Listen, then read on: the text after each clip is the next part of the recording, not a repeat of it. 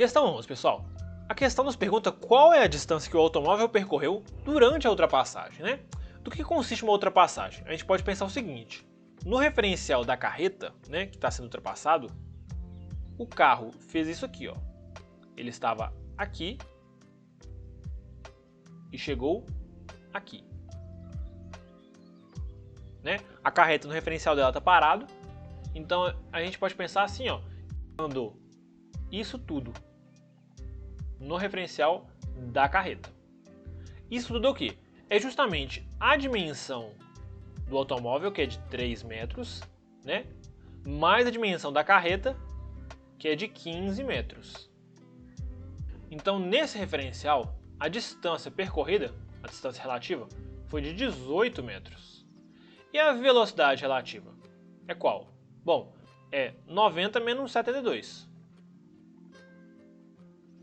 o que dá 18 km por hora. Então, para a carreta, o carro se move com 18 km por hora, o que dá 5 metros por segundo.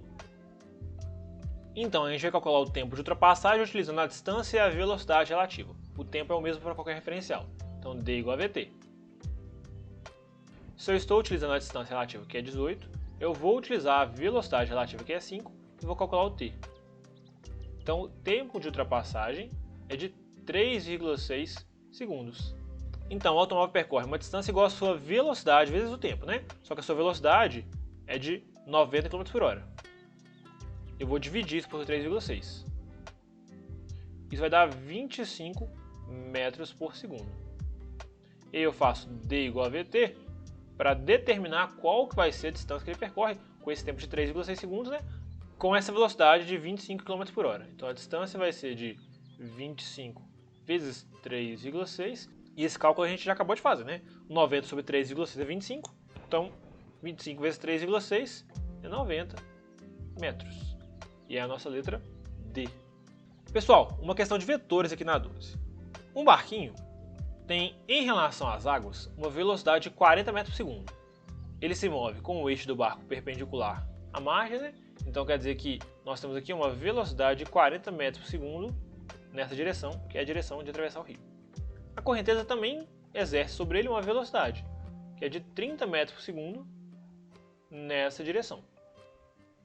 E a questão nos pergunta qual vai ser a velocidade em relação às margens, ou seja, a velocidade em relação a alguém que está vendo a situação na beira do rio, que vai ser justamente a composição dessas duas velocidades.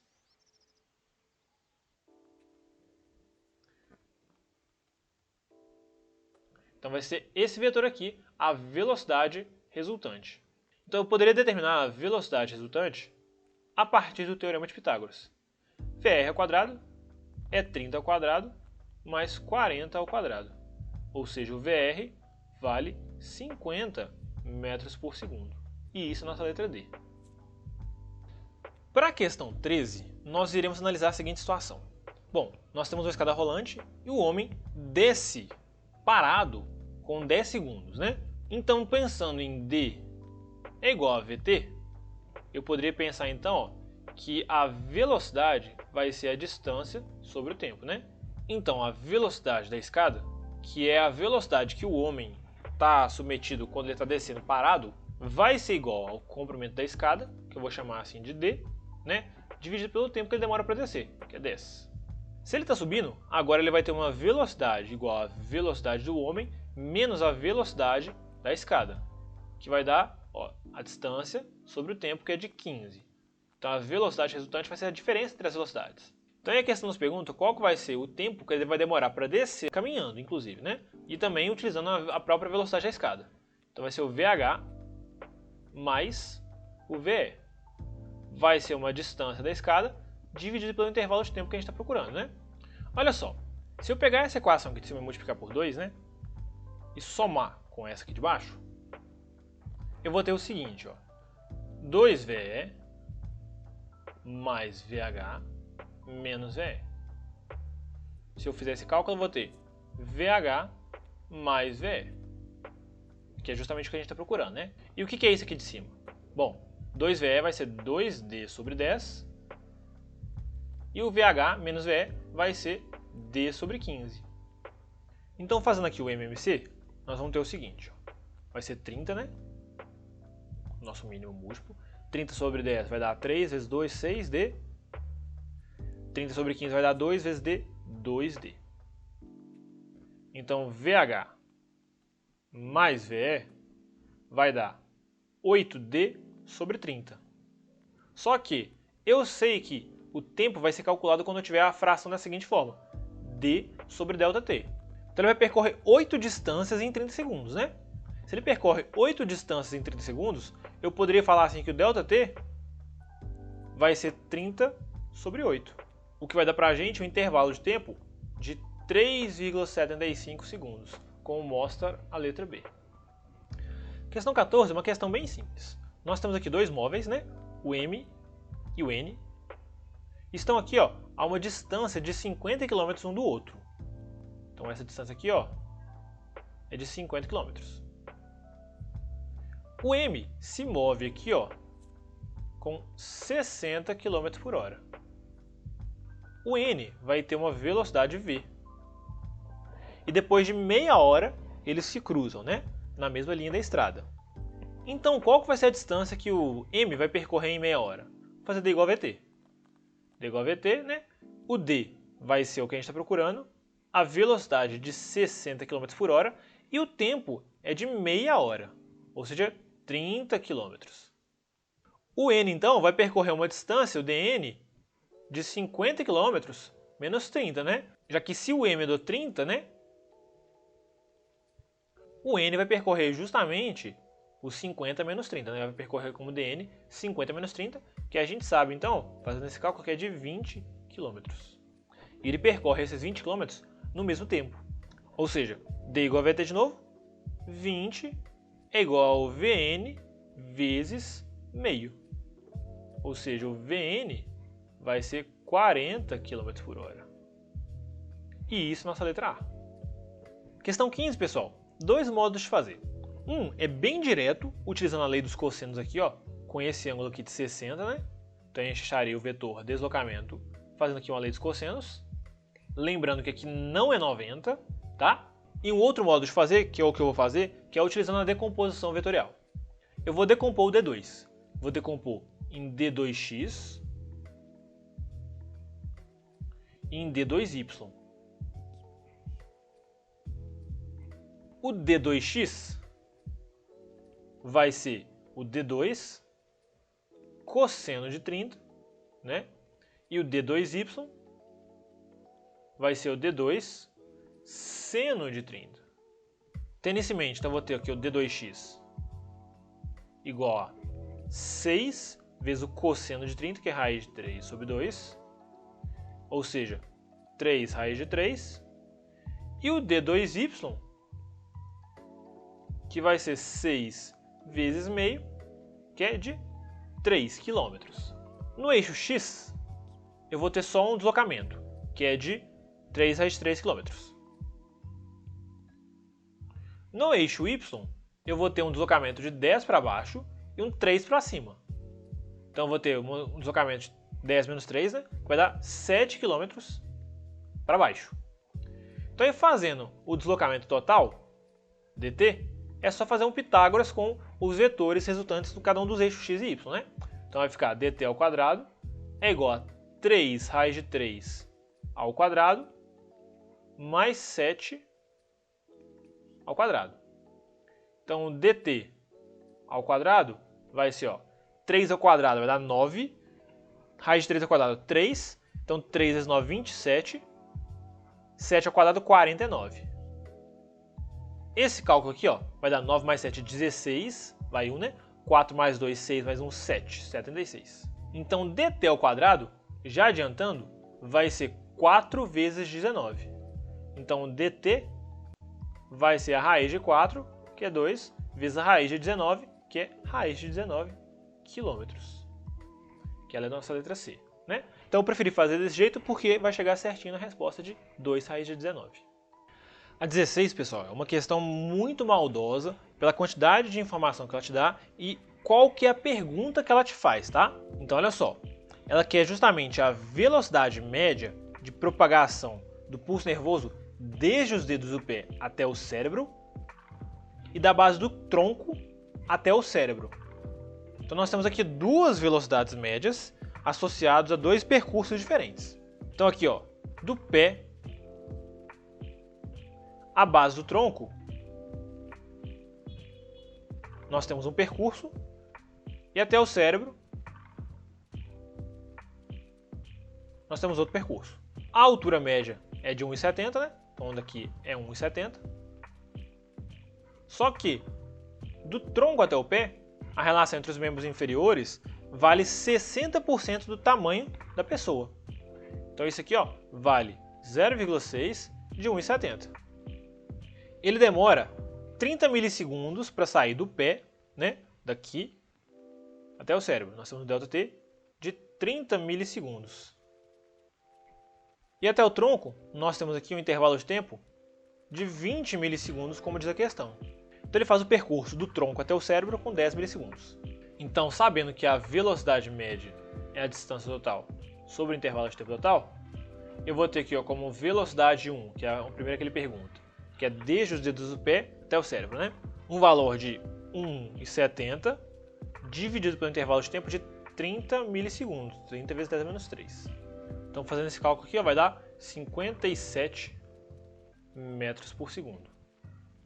Então, a segunda velocidade que ele pergunta vai ser justamente do tronco até o cérebro, ou seja, ele vai percorrer uma distância de 0,4 vezes 1,70 dividido pelo tempo, ó.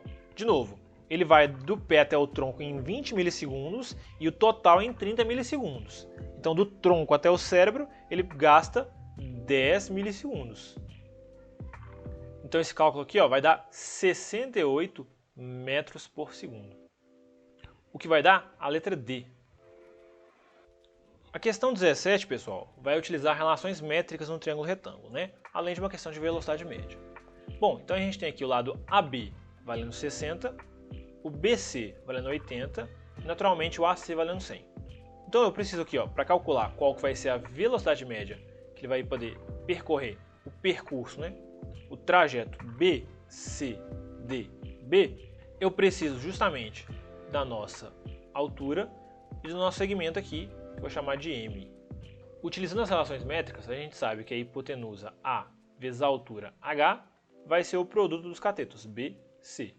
A hipotenusa vale 100, o H é o que a gente está procurando, o B vale 80 e o C vale 60. Então a hipotenusa vai ser 80 vezes 60, 4.800, sobre 100, 48 metros. Fazendo Pitágoras, 80 ao quadrado vai ser igual a 48 ao quadrado mais m ao quadrado. Então, fazendo o cálculo aqui, ó, m vai ser 6.400 menos 2.304, que é o 48 ao quadrado, né? O m ao quadrado aqui, tá? Então, o m vai ser raiz de 4.096, que é essa diferença, então vai dar 64 metros.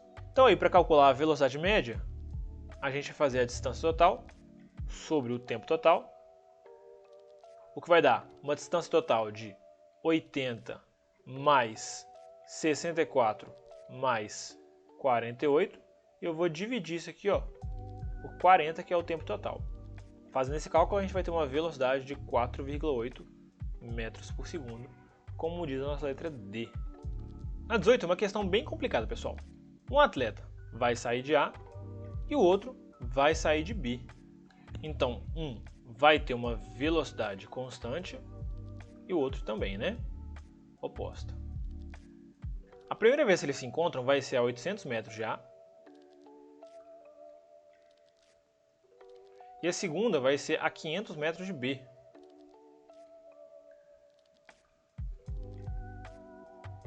Então aqui, ó, vai ser o segundo encontro e aqui vai ser o primeiro encontro. Então qual que vai ser a ideia? O que partiu do A, né? O que partiu com esse V1 aqui, vai ter andado 800 metros no mesmo intervalo de tempo que o 2 percorreu. A distância total, que é o que a gente está procurando, menos 800.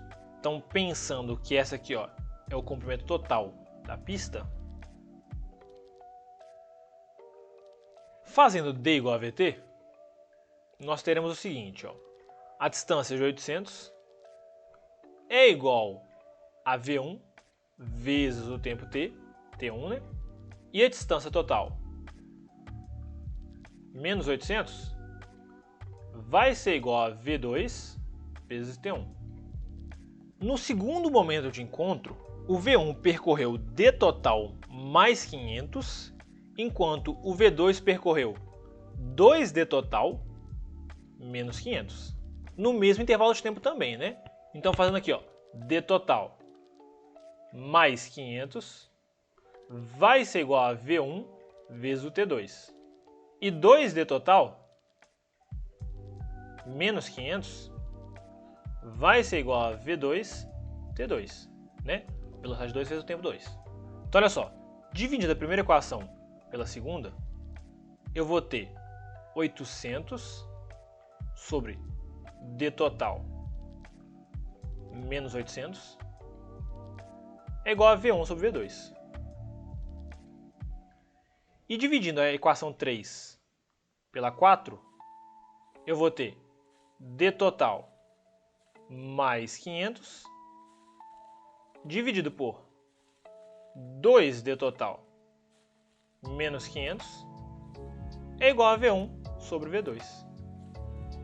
Olha só, a equação de azul e de verde são igual a V1 sobre V2. Então eu posso igualar elas, né?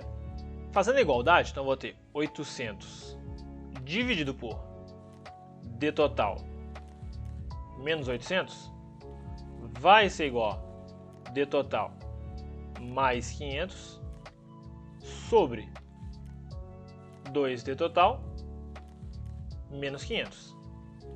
800 vezes 2d total vai dar 1.600 d total. 800 vezes menos 500 vai dar menos 8 vezes 5, 40, com 4 zeros. 1, 2, 3, 4. 400 mil. Vai ser igual a d total vezes d total ao quadrado. D total vezes 500, mais 500 d total.